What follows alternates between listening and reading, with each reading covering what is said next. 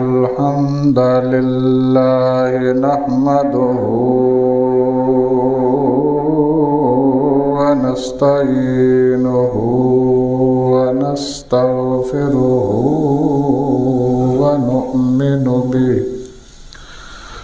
ونؤمن به ونتوكل عليه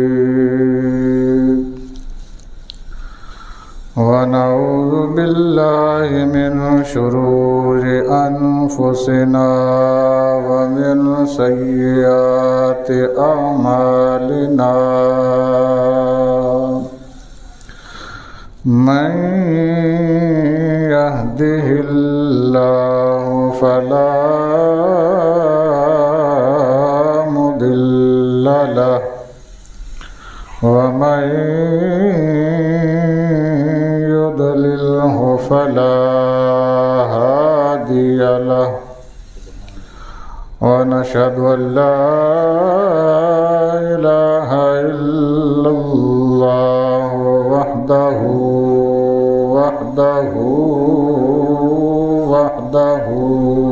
لا شريك له وأشهد أن محمدًا عبده ورسوله أما بعد فأعوذ بالله من الشيطان الرجيم بسم الله الرحمن الرحيم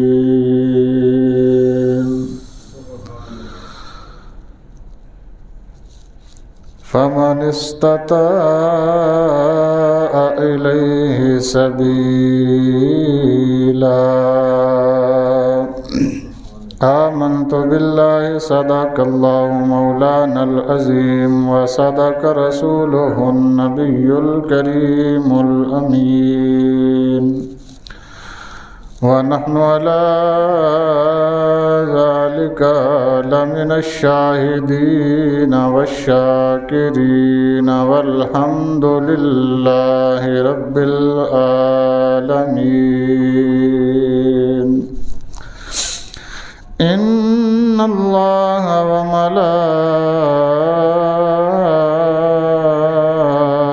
وملائكته يصلون على النبي يا أيها الذين آمنوا صلوا عليه وسلموا تسليما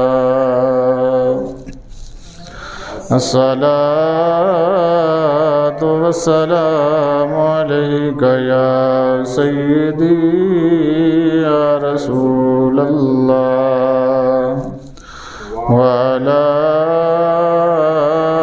آلك وأصحابك يا سيدي يا حبيب الله الصلاة والسلام عليك يا سيدي يا رحمة للعالمين وعلى آلك وأصحابك يا سيدي يا خاتم النبيين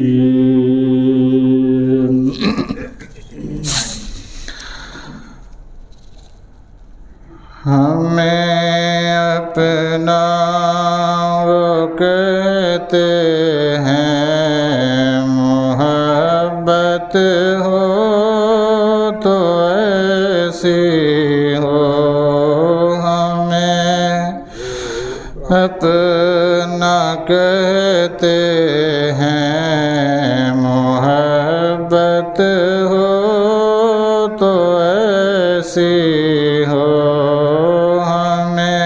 رکھتے ہیں نظروں میں عنایت ہو تو ایسی ہو ہمیں اپنا کہتے ہیں، محبت ہو تو ایسی ہو، ہمیں رکھتے ہیں نظروں میں، عنایت ہو تو ایسی ہو۔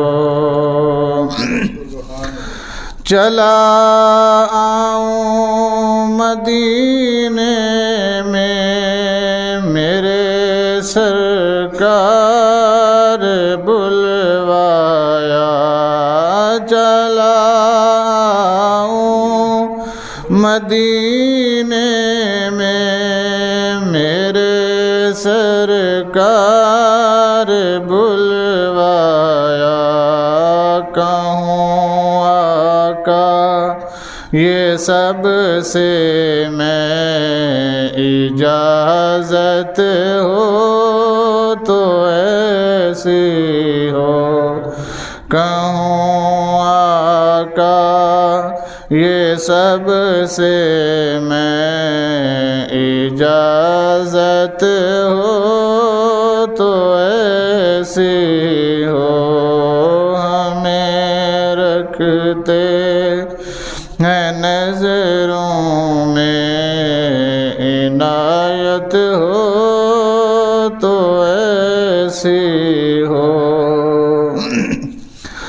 بلا کر اپنے قدموں میں، گناہ گاروں کو بھی آقا، بلا کر اپنے قدموں میں، گناہ گاروں کو بھی آقا، سند دیتے ہیں جنت کی، سند دیتے ہیں جنت کی، شفاعت ہو تو ایسی ہو، سند دیتے ہیں جنت کی، شفاعت ہو تو ایسی ہو، ہمیں رکھتے ہیں نظروں میں، عنایت ہو تو ایسی ہو۔ سجا کر محفل ذکر نبی گھر میں میں بیٹھا ہوں، سجا کر محفل ذکر نبی گھر میں میں بیٹھا ہوں، وہ آ جائیں میرے گھر میں، زیارت ہو تو ایسی ہو، وہ آ جائیں میرے گھر میں، زیارت ہو تو ایسی ہو۔ کہا رب نے محمد سر اٹھاؤ اب تو محشر میں، کہا رب نے محمد اب تو سر اٹھاؤ محشر میں، کہ بخشا ہم نے امت کو حمایت ہو تو ایسی ہو، کہ بخشا ہم نے امت کو حمایت ہو تو ایسی ہو۔ اور اشارہ جب وہ فرما دیں تو سورج لوٹ آتا ہے، اشارہ جب وہ فرما دیں تو سورج لوٹ آتا ہے، کوئی لاؤ مثال ایسی حکومت ہو تو ایسی ہو، کوئی لاؤ مثال ایسی حکومت ہو تو ایسی ہو، ہمیں اپنا وہ کہتے ہیں محبت ہو تو ایسی ہو، ہمیں رکھتے ہیں نظروں میں عنایت ہو تو ایسی ہو۔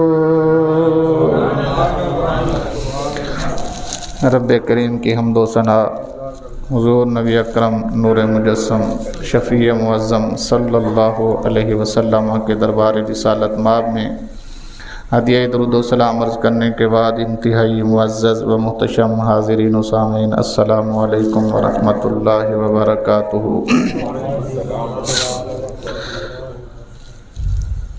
انتہائی خوش نصیب لوگ ہوتے ہیں جنہیں سفر مکہ اور مدینہ کرنے کا شرف حاصل ہوتا ہے۔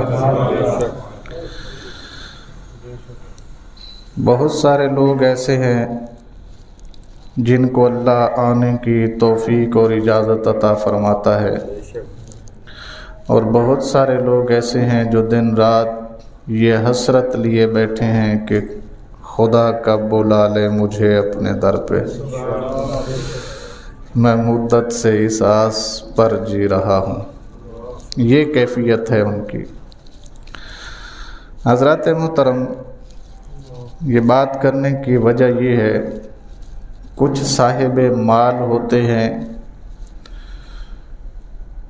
جو پتہ نہیں سال میں کتنی مرتبہ چکر لگاتے ہیں، کچھ ایسے ہوتے ہیں جن کے پاس مال نہیں ہوتا، وہ مقبول بارگاہ مصطفیٰ و خدا ہوتے ہیں، بغیر مال کے پورا سال ان کا آنا جانا لگا رہتا ہے، اور کچھ ایسے ہیں جو پیدا ہونے سے لے کر جب سے ہوش سنبھالتے ہیں تب سے یہ چاہت دل میں لیے بیٹھے ہوتے ہیں، زندگی ڈھل جاتی ہے مگر بلاوا نہیں آتا، اور وہ لوگ احساس سے کمتری کا شکار ہونے لگتے ہیں کہ شاید ہماری قسمت میں ہی غریبی لکھی ہے۔ ایسا ہوتا ہے، اور یہ بات ذہن نشین رکھیے کہ جب ان کے اندر یہ نا امیدی اور مایوسی گھر بنا لیتی ہے تو وہ لوگ اللہ کی رحمت سے دور ہو جاتے ہیں کہ نہیں، ہمارا کچھ نہیں ہو سکتا، ہم نہیں جا سکتے، ہمارے وسائل نہیں ہیں، ہمارا یہ نہیں ہے، ہمارے ساتھ رب نے ہماری قسمت میں یہی لکھا ہے کہ ہم نے یہیں رہنا ہے، ہم نے نہیں جا سکنا۔ تو یہ جب بندہ اس سٹیج پر پہنچتا ہے، اسی کو کہتے ہیں نا امید ہونا۔ اسی کو کیا کہتے ہیں؟ اللہ کی رحمت سے نا امید ہونے کا تصور کرنا بھی کفر ہے۔ یہ بات ذہن میں رکھیے، میں خود سے نہیں کہہ رہا، اللہ خود ارشاد فرماتا ہے لا تقنطوا من رحمت اللہ، اللہ کی رحمت سے نا امید نہیں ہونا چاہیے انسان کو۔ کیوں نہیں ہونا چاہیے؟ اس کی میں وجہ آپ کو بتاتا ہوں۔ کچھ لوگ ایسے ہیں جو کعبۃ اللہ میں جا کر حج بیت اللہ کر کے عمرہ کر کے در مصطفیٰ پہ حاضری لگوا کر بھی یہ نہیں کہہ سکتے کہ میرا حج یا عمرہ قبول ہو گیا. جی سفر بھی کیا، سرمایہ بھی خرچ کیا، مشکلات اور مصیبتیں بھی برداشت کیں، مگر اس بات کی گارنٹی کوئی نہیں ہے کہ حج یا عمرہ قبول ہوا یا نہیں ہوا. اور اگر وہ خود دیکھنا چاہے تو بہت آسان طریقہ ہے، یعنی دوسرے کو تو پتہ نہیں، پتہ چلے نہ چلے، اس بندے کو خود پتہ چل جاتا ہے کہ میرا حج یا عمرہ قبول ہوا یا نہیں ہوا. علماء نے لکھا ہے کہ نیک کام کرنے کے بعد اگر تمہاری زندگی بدل جائے، یعنی پہلے جھوٹ بولتے تھے اب نہیں بولتے، پہلے دھوکہ دیتے تھے اب نہیں دیتے، پہلے لوگوں کے ساتھ بد اخلاقی کرتے تھے اب نہیں کرتے، پہلے حقوق اللہ اور حقوق الفرائض میں کمی بیشی ہو جاتی تھی اب نہیں کرتے، تو تم خوش نصیب ہو، اللہ نے تمہارے سفر کو قبول فرما لیا. اور اگر جیسے گئے ویسے ہی پلٹ کر آ گئے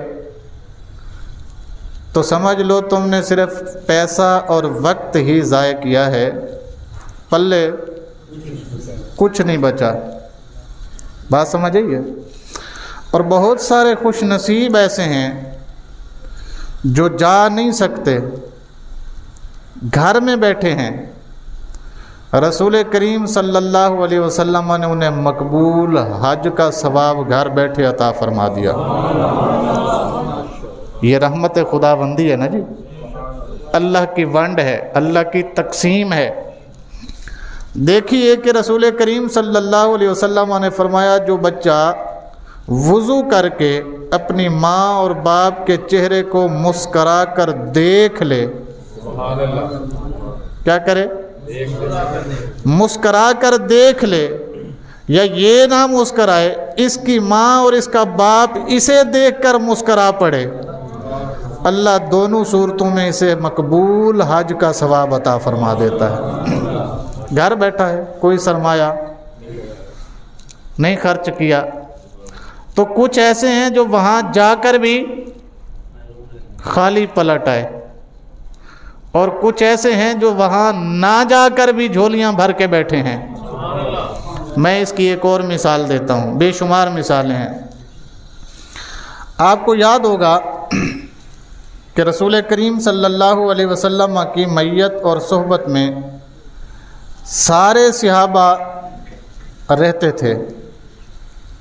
صدیق اکبر سے لے کر ہر صحابی حسب توفیق رسول اللہ کی بارگاہ میں بیٹھنا اپنی سعادت سمجھتے تھے. ایک وہ تھا جو کرن میں رہتا تھا، بس ملنے کی جستجو ہوتی تھی، مل نہیں پایا. حسرت دل میں تھی کہ میں رسول کریم صلی اللہ علیہ وسلم سے ملوں، پر مل نہیں پائے. اور 2 مرتبہ اجازت بھی لی والدہ سے، 2 مرتبہ اجازت بھی لی والدہ سے کہ مجھے اجازت دیں، میں نہیں رہ سکتا، میں نے جا کے دیکھنا ہے اس مصطفیٰ کو کیسے لگتے ہیں. ماں نے کہا ٹھیک ہے اجازت ہے، لیکن آج گھر جانے کی اجازت ہے. صرف گھر جانا ہے، مسجد نہیں جانا. گھر مل جائے تو مل کے آ جانا. دوسری دفعہ اجازت ملی تو ماں نے کہا آج مسجد جانا ہے، گھر نہیں جانا. اب مسجد اور گھر کے درمیان صرف ایک دروازے کا فاصلہ ہے. قبلہ کس کا فاصلہ ہے؟ ایک دروازے کا فاصلہ ہے. ادھر جائیں تو گھر ہے، دروازہ ادھر کراس کریں تو مسجد ہے. قربان جاؤں صحابی کے ماں کی اطاعت پر. جی ماں کا کہنا ماننے کا انداز دیکھیے کہ وہ دروازے کے ادھر کھڑا ہے، ادھر نہیں آتا. یمن سے مدینہ کتنا سفر ہے، اور پیدل کر کے آئے بندہ، پہنچ بھی گیا ہے، دروازے پر کھڑا ہے مگر مسجد نہیں جا سکتا. یہ انداز ہے ماں باپ کی اطاعت اور فرما برداری کا. ذرا یہ بھی سیکھیے نا انداز کیا انداز ہے. کس کا فاصلہ ہے؟ صرف ایک دروازے کا فاصلہ ہے. بندہ مسجد میں کھڑا ہے, دروازہ نہیں کھٹکا رہا, دروازہ کھٹکا دیا, مسجد نہیں جا رہا. کوئی پوچھے اس سے میاں 400-500 کلومیٹر کا سفر کر کے آیا ہے, اس میں اور اس میں کیا فرق پڑتا ہے, چلا جا. نہیں, میری ماں کا حکم یہیں تک تھا, میری ماں کا حکم یہیں تک تھا, لہذا جہاں تک ماں کا حکم تھا وہاں تک میں آ گیا, آگے جو میرے اللہ کو منظور. واپس پلٹ گئے, پھر مسجد میں آئے, وہاں بھی سرکار نہ ملے, گھر میں بھی سرکار 2 مرتبہ آئے بھی پر سرکار ملے نہیں. اس کی عظمت اور شان کے قربان نہ جاؤں کہ رسول اللہ کا آخری وقت چل رہا ہے. سیدنا عمر بن خطاب اور مولا علی کو بلا کر کہتے ہیں یہ میرا جبہ ہے, جب مجھے کفن دفن کر لو اس کے بعد تم دونوں نے جانا ہے یمن. کہاں جانا ہے؟ یمن جانا ہے, وہاں میرا اویس رہتا ہے, اسے میرا یہ جبہ دے کے آنا ہے اور اسے کہہ کے بھی آنا ہے میری امت کی بخشش کی دعا کر.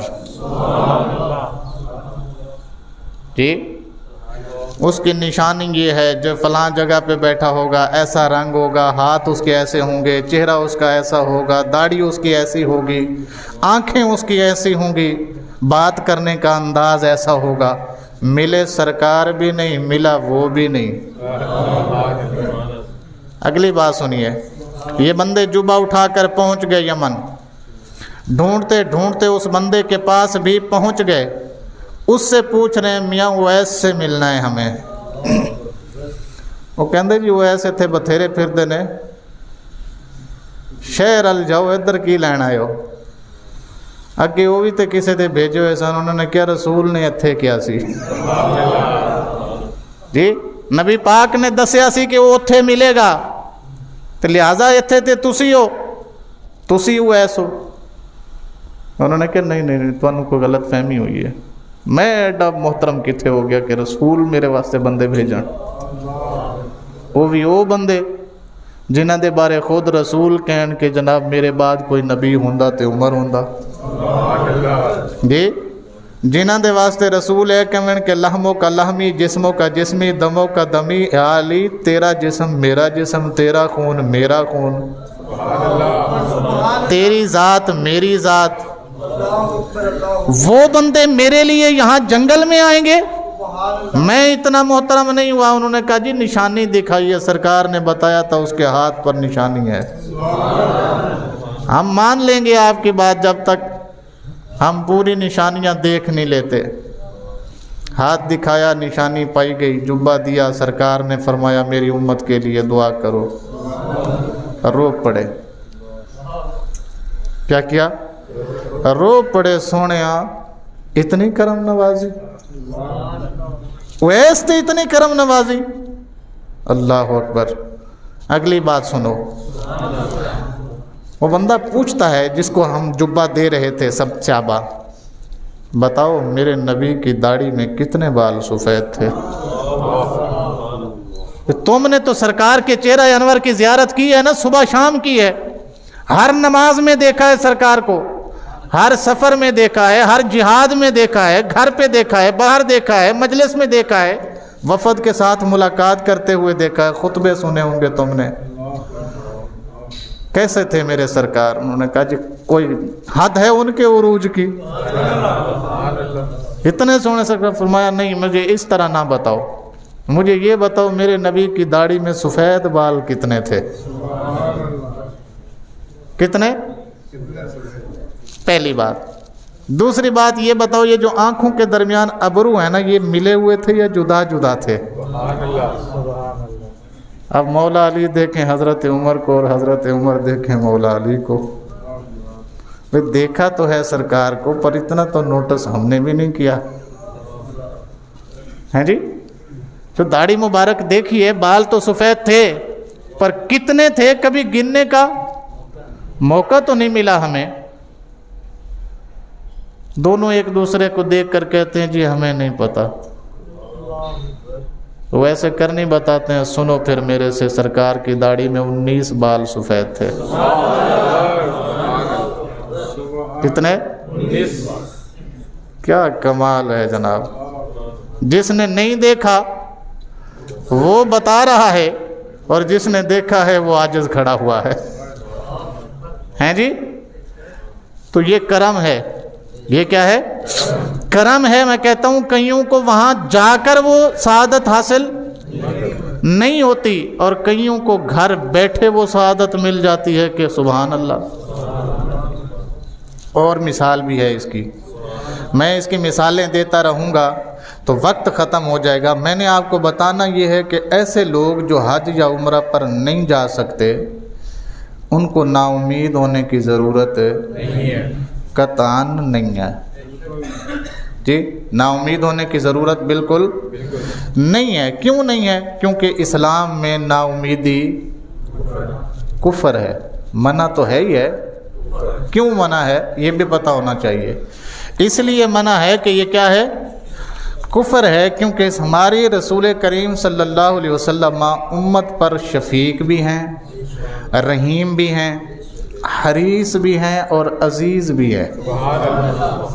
جی، اس کا ترجمہ کبھی گھر بیٹھ کے اکیلے میں پڑھیے گا، تمہیں پتہ چلے کہ رسول حریص کیوں ہیں، عزیز کیوں ہیں، شفیق کیوں ہیں، رؤوف کیوں ہیں. رحیم کیا ہے؟ رحیم کیا ہے؟ رؤوف کیا ہے؟ حریص کیا ہے؟ عزیز. یہ کبھی تنہائی میں بیٹھ کے پڑھیے گا نا، آپ کو پتہ چلے گا میں 13-14 صدیوں کے بعد آیا ہوں، پر میرا رسول میرے لیے حریص پہلے تھا. وہ صرف تھا نہیں، آج بھی ہے، اور قیامت والے دن بھی ہوگا. جی، اللہ کے رسول صلی اللہ علیہ وسلم نے امت کو ایسے کچھ اعمال بتائے ہیں جن کا ثواب حج کے برابر ہے. جن کا ثواب، جنہاں نے جانا ہے وہ تے اتھوں لے کے آن گے نا. جنہاں نے جانا ہے وہ تے اتھوں ہی لے کے آن گے. انہاں دی قسمت ملے نہ ملے. لیکن غریب واسطے سرکار گھر بیٹھے بندوبست کر گئے نے. فقیر واسطے، مسکین واسطے نبی کریم صلی اللہ علیہ وسلم گھر بیٹھے بندوبست کر گئے ہیں. کون سے ہیں جناب؟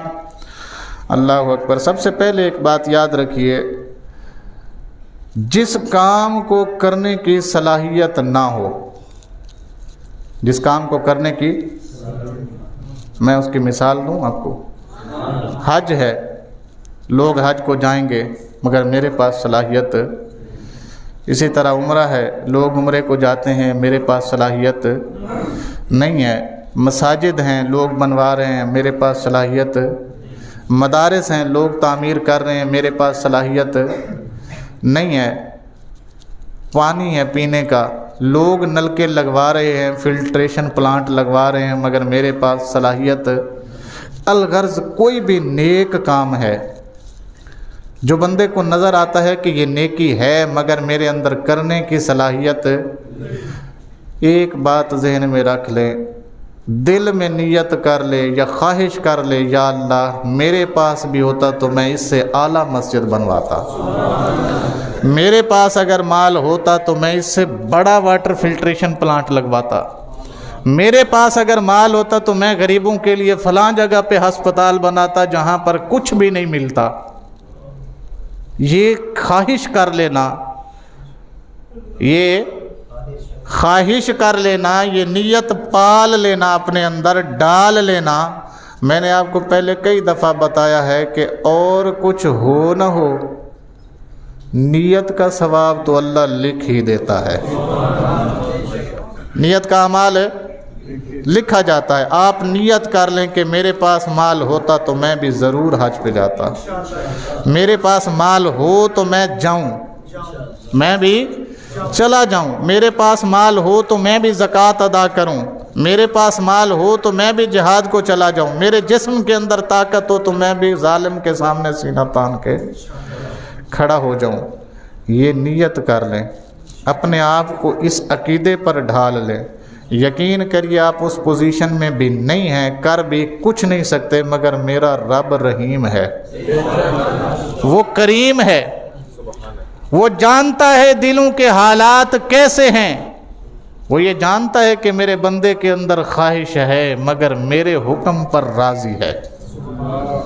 خواہش کس کی ہے؟ نیکی کی ہے۔ میں حدیث پڑھ دیتا ہوں تاکہ آپ کو تسلی ہو جائے۔ حضرت سیدنا ابو کبشہ انماری رضی اللہ تعالی عنہ اس حدیث پاک کے راوی ہیں، اور اس حدیث مبارکہ کو سنن ترمذی کے اندر روایت کیا گیا ہے، 2325 نمبر حدیث ہے۔ وہ فرماتے ہیں کہ انما الدنیا لاربعۃ نفر، دنیا کی جو انسان ہیں یہ 4 قسم کے ہیں۔ دنیا کے اندر رہنے والے انسان کتنے قسم کے ہیں جی؟ ہم کس میں آتے ہیں یہ آپ نے خود دیکھنا ہے۔ میں کس میں آتا ہوں یہ میں دیکھوں گا، آپ کس میں آتے ہیں یہ آپ نے دیکھنا ہے۔ 4 قسم کے لوگ ہیں دنیا میں۔ عبد رزقہ اللہ مالا و علما فہو یتقی فیہ ربہ و یصل فیہ رحمہ و یعلم اللہ فیہ حقا فہذا بافضل المنازل۔ سب سے پہلا انسان وہ ہے جی، رسول کریم صلی اللہ علیہ وسلم نے فرمایا جسے اللہ نے رزق بھی دیا اور علم بھی دیا۔ کیا دیا؟ رزق بھی دیا اور علم بھی دیا۔ فَهُوَ يَتَّقِي فِيهِ رَبُّهُ، وہ علم کے بارے میں بھی اپنے رب سے ڈرتا ہے اور مال کے بارے میں بھی اپنے رب سے ڈرتا ہے۔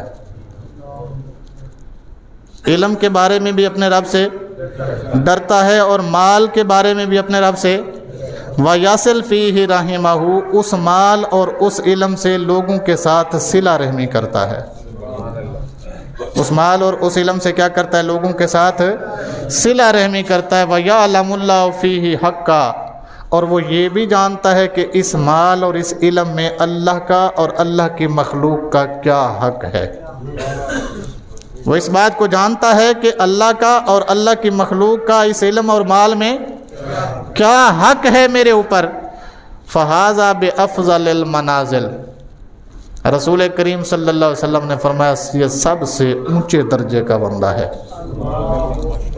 یہ سب سے اونچے درجے کا بندہ ہے جس کے پاس علم بھی ہے، مال بھی ہے۔ علم کے حقوق و فرائض کیا ہیں یہ بھی جانتا ہے، مال کی ذمہ داریاں کیا ہیں یہ بھی جانتا ہے۔ علم کی وجہ سے اور مال کی وجہ سے لوگوں کے ساتھ تند خوئی نہیں کرتا، جھگڑا نہیں کرتا، رشتہ داریاں توڑتا نہیں ہے اپنے علم اور مال کے بل بوتے پر، بلکہ وَيَصِلُ رَحِمَهُ، جو اس سے قطع تعلق ہی کر دے یہ اس کے ساتھ بھی سلام دعا رکھتا ہے، جو اس کو چھوڑ جائے یہ اس کو بھی حق ادا کرتا ہے، اس کا بھی حق ادا کرتا رہتا ہے۔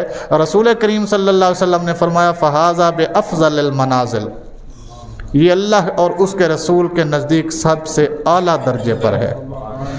دوسرا، وَعَبْدٍ رَزَقَهُ اللَّهُ عِلْمًا وَلَمْ يَرْزُقْهُ مَالًا، دوسرا بندہ رسول کریم صلی اللہ علیہ وسلم نے فرمایا وہ ہے جس کو اللہ نے رزق تو دیا ہے لیکن مال نہیں دیا، علم دیا ہے مال نہیں دیا، علم دیا ہے مال نہیں دیا، تو پھر کیا ہوا؟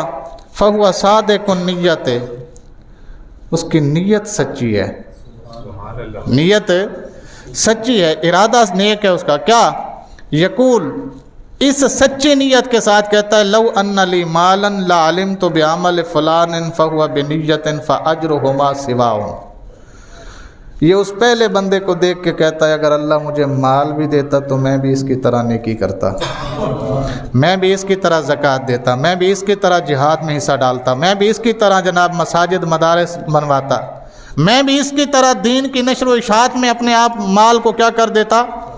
وقف کر دیتا۔ رسول کریم صلی اللہ علیہ وسلم نے نیت سچی ہے، نیت فَأَجْرُهُمَا سِوَاءٌ، یہ بندہ پہلے کے برابر اجر لے جائے گا،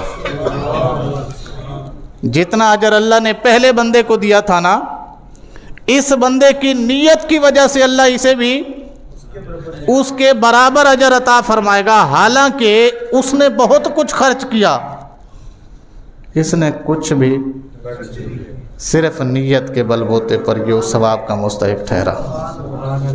بات سمجھ آ گئی؟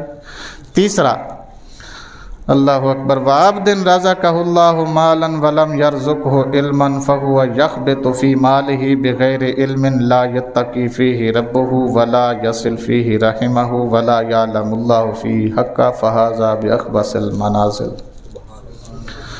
میں تیسرا بندہ وہ ہے جسے اللہ نے کیا دیا ہے جی؟ مال دیا ہے۔ کیا دیا ہے؟ مال دیا ہے۔ وَلَمْ يَرْزُقْهُ عِلْمًا، علم نہیں دیا۔ مال بے شمار دیا، علم نہیں دیا۔ اب علم نہ دینے کا نقصان کیا ہوا؟ فَهُوَ يَخْبِطُ فِي مَالِهِ بِغَيْرِ عِلْمٍ، وہ اپنے مال کو اڑا دیتا ہے بغیر علم کے۔ کدی جناب تھدیاں بنا کے میراسیاں تے سٹ آئے گا، کدی سٹیج ڈرامہ دیکھ دیا ہو یا ڈانسراں دے اتے سٹ دے گا۔ علم نہیں ہے نا؟ کیا نہیں ہے؟ علم نہیں ہے۔ اور کبھی جناب دو لڑتے ہوئے بندوں میں سے جو جیتے گا اس کے اوپر، کبھی جناب اس کی ٹیم جو ہے وہ جیتے گی تو اس کو جناب پلاٹ لے کر دے دے گا، گاڑیاں لے کر دے دے گا، بنگلے لے کر دے دے گا۔ علم نہیں ہے بیچارے کے پاس۔ مال ہے، علم ہے نہیں ہے کہ کہاں خرچ کرنا ہے۔ وَلَا يَتَّقِي فِيهِ رَبُّهُ، جب وہ مال خرچ کرتا ہے تو اپنے رب سے بھی نہیں ڈرتا، اپنے رب سے بھی نہیں ڈرتا۔ گناہ کے کام میں خرچ کر رہا ہوتا ہے پھر بھی رب سے نہیں ڈرتا۔ اس مال سے یہ سینما دیکھ رہا ہے، اس مال سے جناب یہ زنا کر رہا ہے، اس مال سے یہ شراب پی لیتا ہے، اللہ سے نہیں ڈرتا۔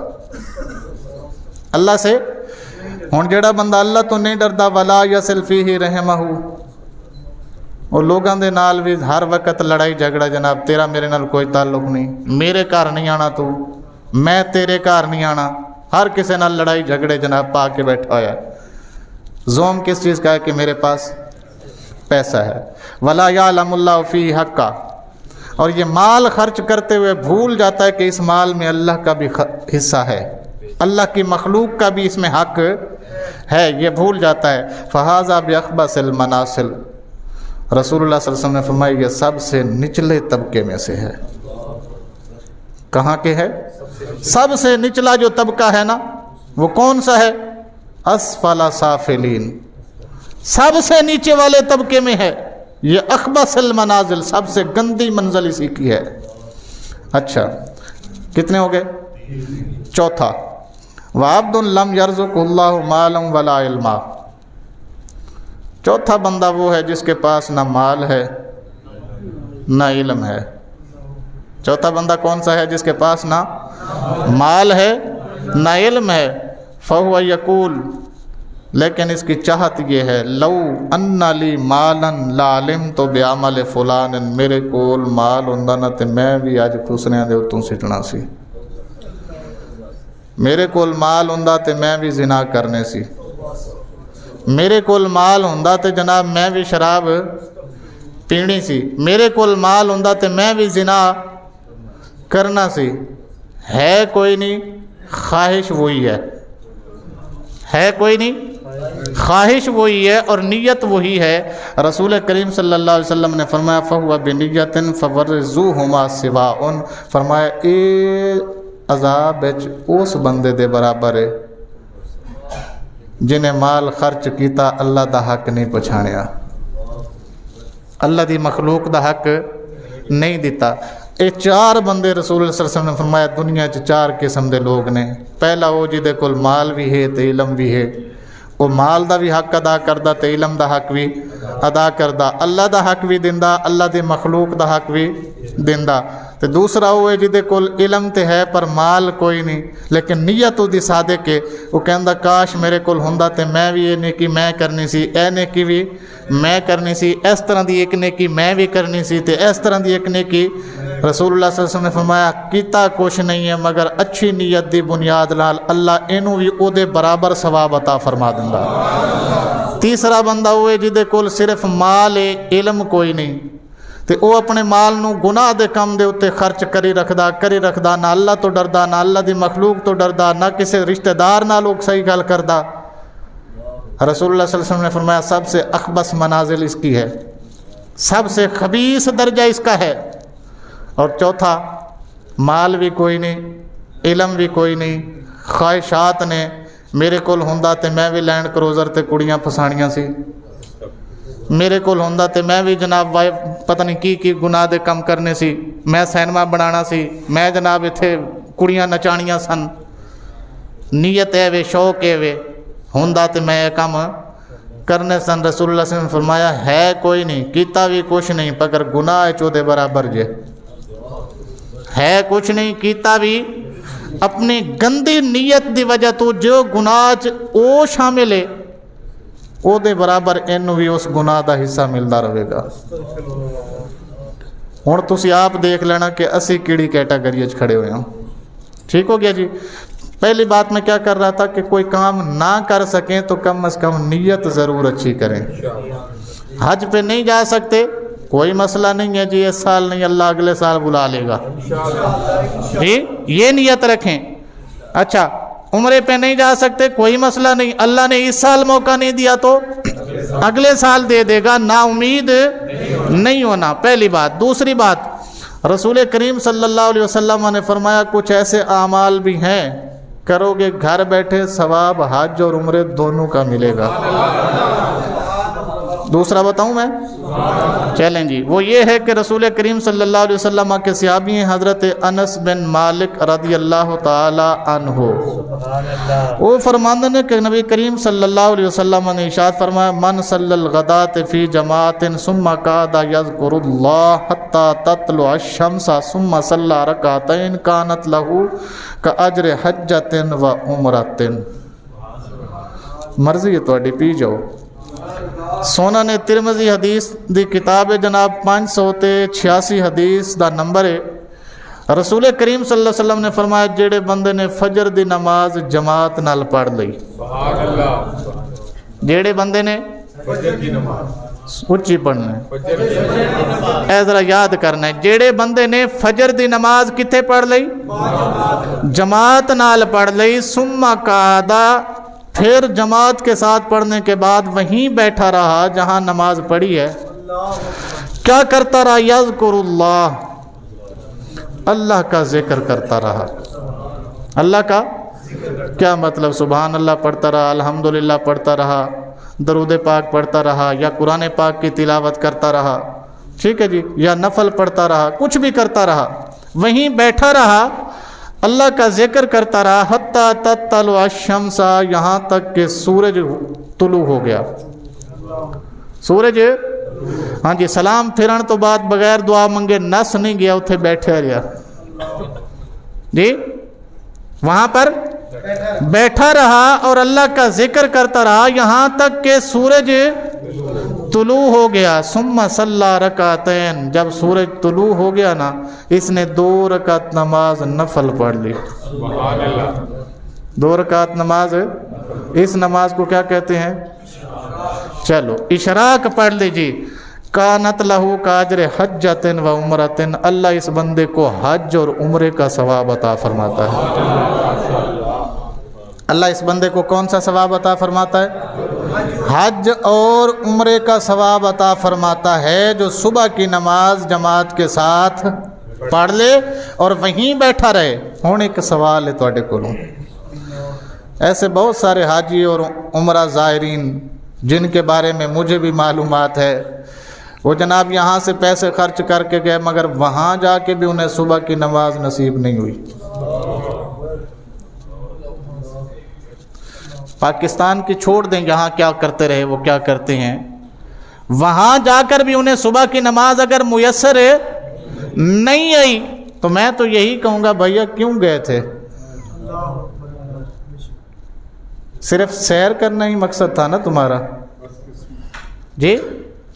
ابھی جو صبح کی نماز مکہ شریف کے اندر حرم میں نہ ادا کر سکے، مدینہ شریف میں رسول اللہ صلی اللہ علیہ وسلم کی مسجد میں نہ جا سکے صبح کے وقت، سارے لوگ نماز پڑھ رہے ہیں اور یہ بستر میں سویا ہوا ہوٹل پر، تو بہتر نہیں تھا کہ تو بہتر تھا نا کہ تو نہ ہی جاتا؟ اگر جا کے ہی تو نے یہی کام کرنا تھا تو گیا ہی کیوں تھا؟ یہ 4-5 لاکھ روپیہ کسی اور کو دے دیتا، کسی غریب کو دے دیتا، کوئی اور نیکی کر لیتا. یہ کوئی نیکی بھئی جہاں وہاں جا کے جو نماز نہیں پڑھ رہا، کیا خیال ہے وہ واپس آ کے یہاں پڑھے گا؟ جی جڑے بندے نے اتھے جا کے تہجد نہیں پڑھی، کی خیال ہے اتھے آ کے پڑھے گا؟ جڑے بندے نو حرم مصطفیٰ دا بھی شرم نہ آیا اور کعبۃ اللہ دی عظمت اور جلال تو بھی انہیں شرم نہیں کھا دی، وہ بندہ گھر آ کے کھا لے گا؟ کی خیال ہے؟ پھر وہ تو بہتر نہیں بندہ اتھے اے نیت کر لیندہ کس منہ نال جاواں، میں تے کمزور بڑا ہاں، شاید اللہ دی بخشش کاری دیندا. پر اتھے جا کے تے انہیں دسیا میں اتھے آ کے بھی نہیں پڑھنی، جو ہوندا جے کر لو. بات سمجھ آئی میری؟ نہیں آئی؟ بھئی یہاں بیٹھا رہتا اور یہ کہتا یا اللہ میرے پاس ہیں آنے کے اسباب مگر اعمال پلے کوئی نہیں ہے، میں کیا کرنے ہوں تیرے دروازے پر، کس منہ سے ہوں میں؟ میری تو نمازیں ہی پوری نہیں ہیں، میرے تو روزے ہی پورے نہیں ہیں، میں تو پورے مال کی زکوٰۃ بھی نہیں ادا کر سکتا، مالک میں بڑا گناہگار ہوں، تیرے سامنے آنے کی ہمت نہیں ہے میرے اندر. اگر وہ بندہ یہی کر لیتا تو ممکن تھا کہ اللہ اس کی اس عاجزی کے سبب اسے معاف فرما دیتا. لیکن کعبۃ اللہ کے اندر رہ کر نماز نہیں پڑھی، اس کا مطلب ہے وہ بتا آیا ہے کہ مالک نہ میں اتھے پڑھنی تے نہ میں، نہ اتھے کچھ میرا جا رہا تے نہ میرا کچھ اتھے جا رہا. اس بندے سے بہتر ہے وہ ادھر ہی رہے. جس نے نہیں نہ پڑھنی اس سے بہتر ہے کہ وہ بولو ہاں نہ جائے ادھر. جس نے نہیں پڑھنی اگر جانا ہے تو یہ نیت کر کے جائے کہ جو ہو چکا میں اس کی بھی معافی مانگوں گا، آگے سے انشاءاللہ ہر عمل پر کاربند رہوں گا. جی اس نیت کے ساتھ جانا ہے، پکے ارادے کے ساتھ جانا ہے اور واپس آ کر کوئی غیر شرعی کام نہیں کرنا. تو ایسے بندے کو ہم ایڈوانس مبارکباد پیش کرتے ہیں. یہ بندہ صحیح معنی میں حاجی بھی بنا ہے اور صحیح معنی میں عمرہ زائر بھی بنا ہے. اللہ نے اس کا حج بھی قبول فرما لیا اور اللہ نے اس کا عمرہ بھی قبول فرما لیا ہے. اللہ کرے کہ ہم سب کو یہ باتیں سمجھ آ جائیں. آمین. وآخر دعوانا ان الحمد للہ رب العالمین.